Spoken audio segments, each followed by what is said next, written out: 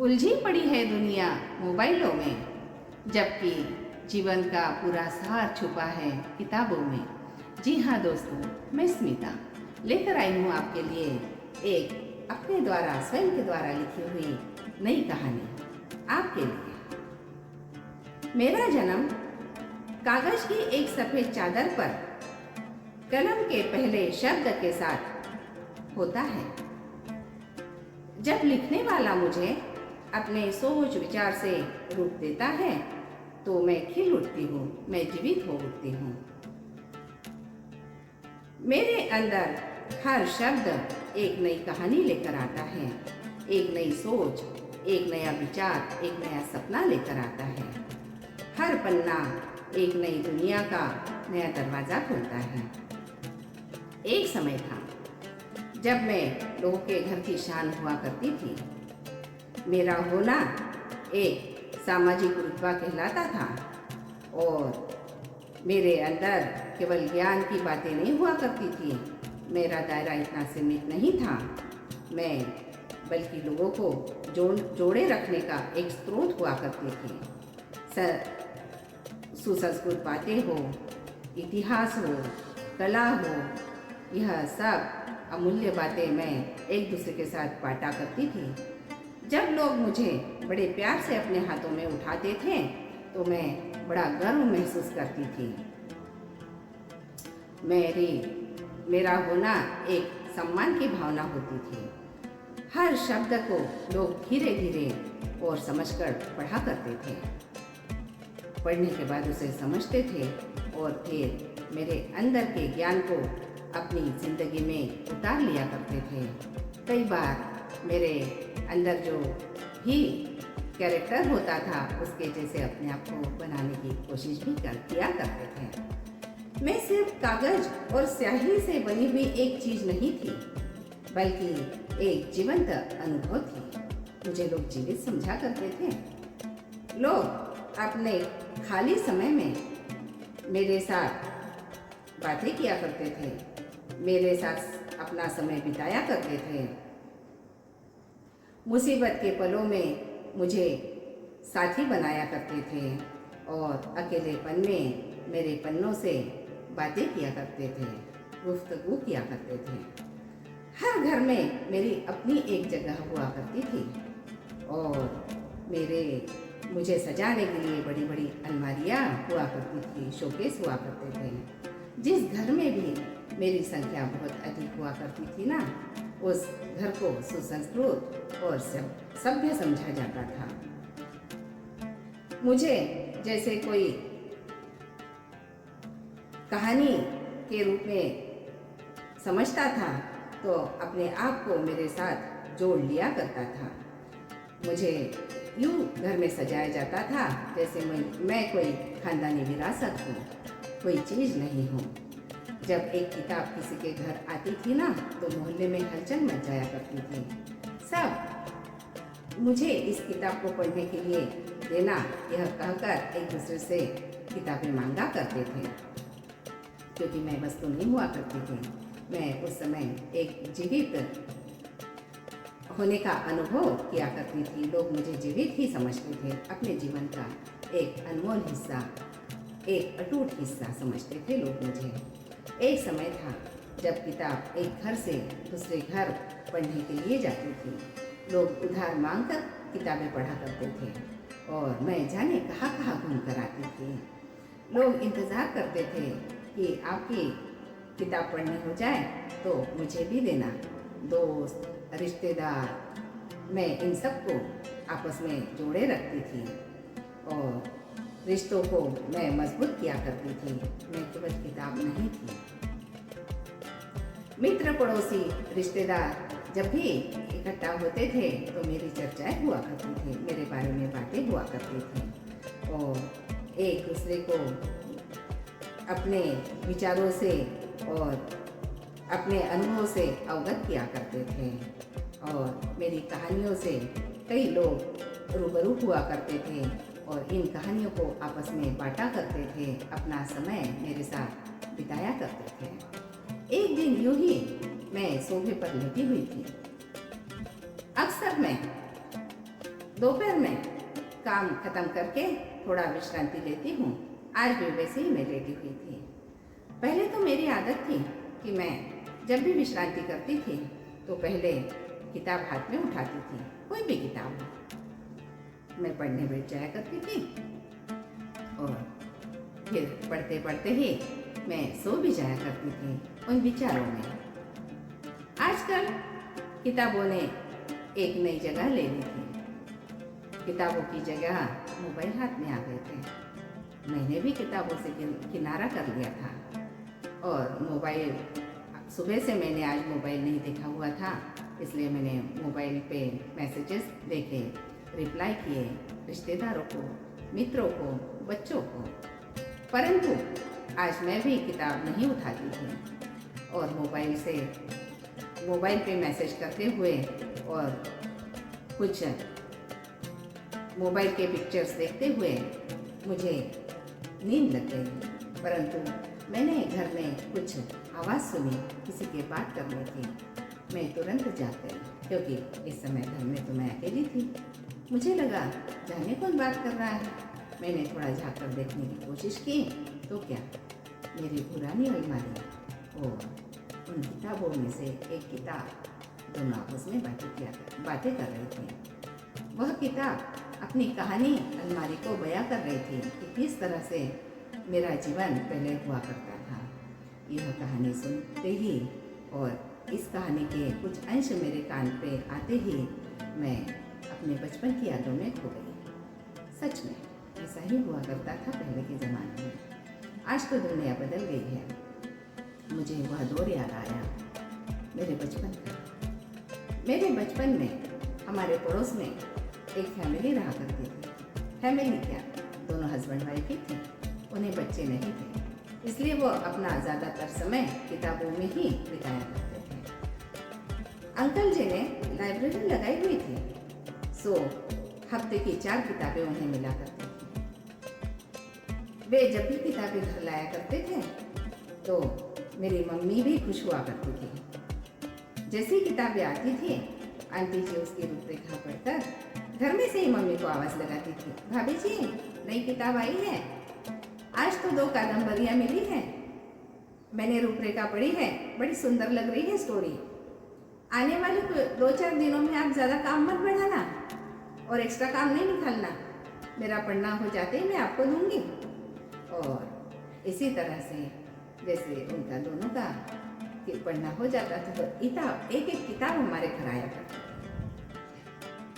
फिर बारी बारी से मम्मी और पापा उन किताबों को पढ़ा करते थे। कितना अच्छा था ये, और इससे संबंध भी गहरे हुआ करते थे और एक दूसरे से बातें भी हुआ करती थी। अगर कभी व्यस्तता के कारण मम्मी किताब नहीं पढ़ पाए तो और वापस करने का समय आ जाए तो आंटी जी हमारे घर आकर बची हुई स्टोरी मम्मी को सुनाया करती थी। जब हम अपना गृह कार्य किया करते थे, होमवर्क कंप्लीट करते थे तो कुछ ज्ञान की बातें हमारे भी कानों पर पड़ा करती थी। कितना अच्छा दौर था ये, अपने विचारों को आदान प्रदान करने का। कई बार मम्मी उनके घर जाया करती थी और इस तरीके से एक दूसरे के घर आना जाना भी लगा रहता था।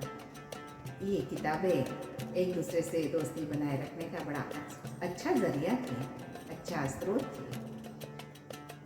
हर किताब अपने अंदर एक नई कहानी, एक नई दुनिया लेकर आती है और जब यह दुनिया एक दूसरे के साथ हम बांटते हैं तो हमारे रिश्ते और भी मजबूत हो जाया करते थे। एक नई गहराई आ जाती है हमारे रिश्तों में। फिर से मैं अपनी इस वास्तविक दुनिया में वापस आ गई और फिर मैं उस किताब और उस अलमारी की बातें सुनने लगी।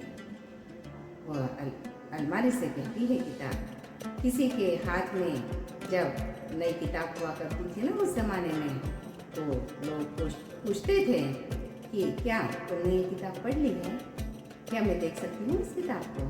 कितने अच्छे थे वो दिन, और ऐसा महसूस होता था कि हम इस घर के कोई सदस्य ही हैं, हम कोई वस्तु नहीं है।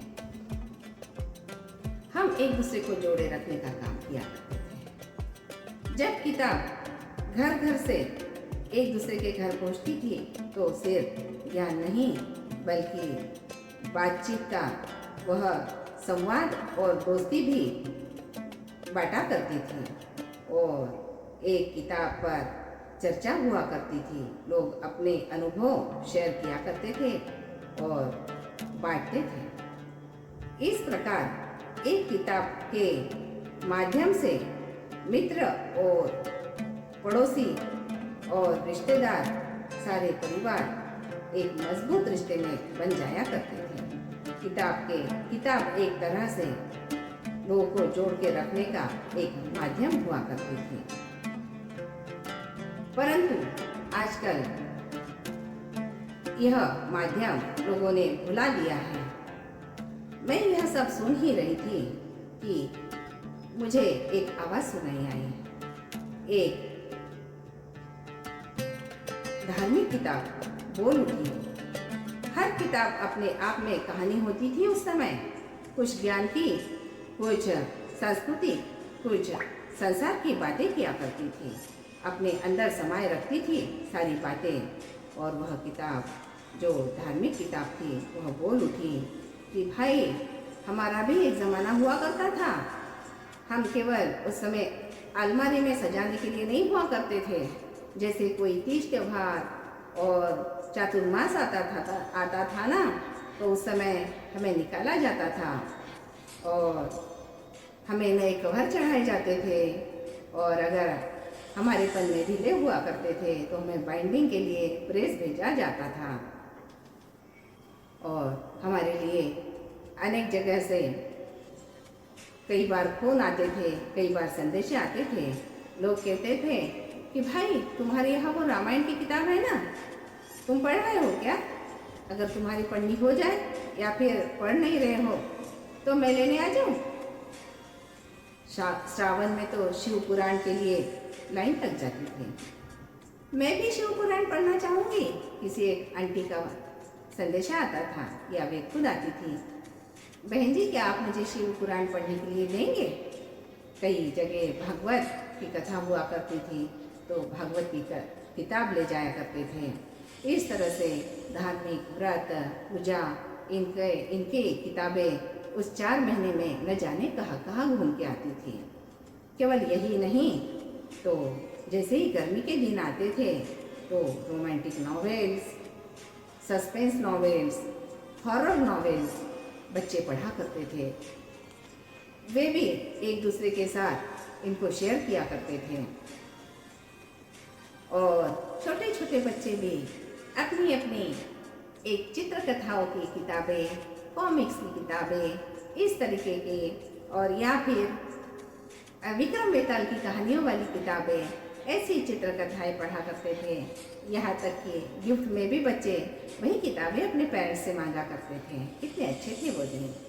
और ग्रह शोभा, ऐतिहासिक पुस्तकें या फिर पॉकेट बुक्स, इनका तो ज़माना कभी शांत होता ही नहीं था। यह तो हरे भरे थे हर समय। जब भी साल भर इन्हें लोग पढ़ा करते थे। और फिर ग्रह शोभा बड़ी इतरा कर कहती है, हाँ हाँ मुझे भी सारी बहनों के हाथ में पाया जाता था उन दिनों में, और मुझे भी पढ़ा जाता था। कितनी चर्चा हुआ करती थी ना मेरी उस समय। हाँ, मेरे अंदर की वो रेसिपी वाली वो ब्लॉग तो बहुत पढ़ते थे लोग रुचि से। और इतना ही नहीं, वो सिलाई कढ़ाई बुनाई वाला भी वो पेज बहुत लाइक किया करते थे सारी दीदियाँ। और अच्छा, वो जो कहानी आती थी ना श्रृंखला में, जैसे सीरियल आजकल के ज़माने में लोग देखते हैं, वैसे ही मेरे अंदर एक श्रृंखला में कहानी आती थी। उसको पढ़ने के लिए तो सारी महिलाएं मेरा इंतज़ार करती थी अगले अंक के आने का। फिर उसी शेल्फ में से एक दिवाली अंक बोल उठता है। भाई उस ज़माने में तो हम भी प्रकाशित हुआ करते थे दिवाली के अंक, और क्या क्या बातें हुआ करती थी। और हमारा तो बड़ा इंतज़ार रहता था। औरतों को इतना ही नहीं, आदमियों को भी उसमें बड़े अच्छे चुटकुले भी दिया करते थे। कितनी मोटी हुआ करती थी किताबें ये दिवाली अंक, और लोग बड़े मज़े से हमें पढ़ा करते थे। इस तरीके की चर्चाएं हो रही थी। और इस तरीके की चर्चाओं में को सुनकर मैं भी भाव विभोर हो उठी थी। और इस तरह एक ज़माना था जो किताबों में सिमटा हुआ था, और आजकल इस किताबों की दुनिया को पीछे किया गया है। किताबों की दुनिया को लोगों ने भुला दिया है। और आज तो इलेक्ट्रॉनिक्स का ज़माना आ गया है। टेक्नोलॉजी इतनी हाई हो गई है कि पहले की भांति लोग किताबें नहीं पढ़ते हैं। शुरू में तो केवल टीवी हुआ करते थे। उस समय तो हमारी सांसें धीरे धीरे चलती भी थी, किताब कह रही थी और अलमारी सुन रही थी, चुपके से मैं भी सुन रही थी। किताब कहती है कि टीवी के ज़माने में हमारी सांसें तो धीरे धीरे चला भी करती थी। कभी कभी समय मिलने पर लोग हमें उठा लिया करते थे, परंतु आज तो मोबाइल, टैबलेट और लैपटॉप के ज़रिए लोग ई बुक पढ़ा करते हैं, क्योंकि हमें तो उसे में बांध कर रखा गया है। आजकल हमें कौन उठाता है हाथ में। और यह ज़रिया बहुत आसान भी हो गया है लोगों को यहाँ से वहाँ ले जाने के लिए। एक मोबाइल या एक टैबलेट या फिर एक लैपटॉप में हमारी पूरी दुनिया इन लोगों ने समेट कर रखी है। ना कोई कवर, ना कोई पेज, ना वो किताबों की नई नई पन्नों की सुगंध, ना वो शहद की सुगंध, ना ही वो अपनापन, और ना ही वो जोड़े रखने का भाव। अब तो लोगों ने हमें पूरी तरह से भुला दिया है। हर एक घर में, हर व्यक्ति के हाथ में अलग अलग मोबाइल होता है, और लोग एक दूसरे से कट से गए हैं। अब लोगों को एक दूसरे से कोई ज़रूरत नहीं बची है। लोग अपने अपने मोबाइलों में व्यस्त रहने लगे हैं। हमारी दुनिया को लोगों ने भुला दिया है, और इस तरह से अब हमें इग्नोर किया जाने लगा है। लोगों को एक दूसरे की ज़रूरत नहीं बची है, और रिश्ते भी इससे धुंधले पड़ते जा रहे हैं। परंतु अब क्या करें, एक समय होता है हर एक का। अब हमारा समय मुझे लगता है जा ही रहा है। अब हमारे पास केवल अब जितने लोग अभी पुराने हैं वो तो भी हमारा महत्व समझते हैं। आने वाली पीढ़ी जो अभी की जनरेशन है, उन्हें तो किताबें क्या थी, किताबों का महत्व क्या था, हमारी दुनिया क्या थी, वो तो उन्हें पता ही नहीं है, क्योंकि उन्होंने तो पैदा होते साथ ही मोबाइल देखे हैं। अब तो हमें भूल ही जाएंगे। और वह किताब बड़े दुखी हो गई थी। सब तरफ चारों तरफ शांति थी। उतने में ही एक बुजुर्ग सी, बहुत पुरानी मोटी सी, जिसके पन्ने बहुत ढीले ढाले हो चुके थे और जो बिल्कुल जीर्ण सी हो गई थी, वह बड़ी सी किताब बीच में ही बोली थी। वह कहती है, नहीं भाई, ये तो सच है तुम्हारी बातें कि जिन किताबों ने लोगों को जोड़ के रखा था, उन लोगों ने ही हमें इन नए गैजेट्स के पीछे अब भुला दिया है। भाई, इन किताबों के ज्ञान से ही तो इन लोगों ने ये नए नए आविष्कार किए हैं, और नया नया यह समय आया है, और नई नई बातें, नई नई टेक्नोलॉजी अभी दुनिया में आई है। परंतु हमें ही इन लोगों ने भुला दिया है। छोटे से बड़े व्यक्ति अपने कमरों में बैठकर सिमट गए हैं, परंतु अभी उन्हें पता नहीं है इनके कितने दुष्परिणाम भी हैं। मैं तो अपने समय से देखते आई हूँ, कितना समय बदल गया है। वक्त तो सबका बदलता है, और मुझे लगता है हमारा भी वक्त बदलेगा, क्योंकि मोबाइल आसान हो गए हैं। मोबाइल और नई टेक्नोलॉजी आसान भी है और सुविधाजनक भी है, परंतु उसके बुरे भी असर हो रहे हैं मनुष्य के सेहत पर, मनुष्य के विचारों पर। हर घर में बच्चा, माँ बाप, अगर दादी दादा है तो वो भी सब अपने अपने मोबाइलों में लगे पड़े रहते हैं। किसी का किसी के ऊपर ध्यान नहीं रहता। नई पीढ़ी तो ज्ञान लेती ही है, परंतु ज्ञान के साथ साथ उन गैजेट से और ऐसी भी अनुचित चीज़ें देखती है कि जो उन्हें नहीं देखना चाहिए, परंतु इस तरफ किसी का ध्यान ही नहीं है। पर मुझे ज़रूर लगता है कि एक समय हमारा फिर से आएगा। दुनिया में फिर से हम जी उठेंगे। आप चिंता मत करो, हौसला नहीं हारना चाहिए, हिम्मत से काम लेना चाहिए। और मुझे तो पूरा विश्वास है, मेरा अनुभव कहता है कि लोग फिर से हमारे ओर मुड़ेंगे और हमें फिर से हाथ में लेंगे। हम फिर से जी उठेंगे और हम घर घर की शोभा फिर से बढ़ेंगे। यही थी मेरी कहानी। कैसी लगी आपको? अगर आपको मेरी कहानी पसंद आई है तो आप मेरे चैनल को सब्सक्राइब करिए और ऐसी ही नई नई कहानियाँ सुनने के लिए बेल का आइकन प्रेस करके ऑल सेलेक्ट करिए, जिससे कि मैं अपनी आने वाली नई नई कहानियाँ आप तक पहुँचा सकूँ। तब तक के लिए नमस्कार, धन्यवाद, टेक केयर।